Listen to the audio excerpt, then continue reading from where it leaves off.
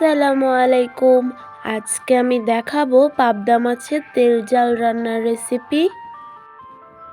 এখানে কিছু পাবদা মাছ নিয়ে নিয়েছি। পাবদা মাছগুলোকে কেটে ভালোভাবে ধুয়ে নিয়েছি। এখন এগুলোকে ভেজে নেব। ভেজে নেওয়ার জন্য হাফ চামচ লবণ এবং 1 চামচ হলুদ গুঁড়া, 1 টেবিল চামচ রান্নার তেল দিয়ে দিব যেন ড্রাই না হয়ে যায় মাছগুলো। এখন মশলার সঙ্গে ভালোভাবে মাছগুলো মেখে নিয়েছি। এখন একটি প্যানে তেল নিয়ে নিয়েছি পরিমাণ মতো। এখন মাছগুলো দিয়ে দিব। এখন এক পাশ ভালোভাবে হয়ে গিয়েছে, মাছটিকে উল্টিয়ে দিব। আমাদের দেওয়া ভিডিওগুলো ভালো লেগে থাকলে আমাদের ইউটিউব চ্যানেলটি সাবস্ক্রাইব করে দিবেন এবং ফেসবুক পেজটি ফলো করে দিবেন, সাথে লাইক, কমেন্ট এবং শেয়ারও করবেন।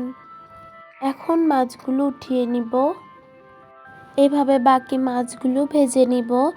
আমরা মাছ ভাজির তেলে এখানে 1 কাপ পরিমাণে পেঁয়াজ নিয়ে নিয়েছি।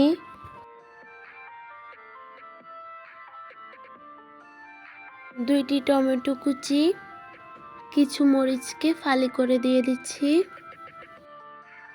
1 টেবিল চামচ রসুন বাটা, 1 টেবিল চামচ লবণ, চামচ জিরার গুঁড়া, 1 চামচ হলুদ গুঁড়া, 1 টেবিল চামচ মরিচ গুঁড়া। এখন মশলাগুলোকে কষিয়ে নিব। মশলাগুলোকে ভালোভাবে কষানোর জন্য পানি দিয়ে দিব। মশলাগুলো কষার জন্য এখন ঢেকে দিচ্ছি। এখন মাছগুলো দিয়ে দিব। মশলাগুলো কষে গিয়েছে। এখন রান্নাটি হওয়ার জন্য ঢাকনা দিয়ে দিব। কিছুক্ষণ পর এখন আমাদের রান্নাটি হয়ে গিয়েছে। এখন কিছু ধনিয়া পাতা কুচি করে দিয়ে দিয়েছি। আমাদের রান্নাটি কমপ্লিট।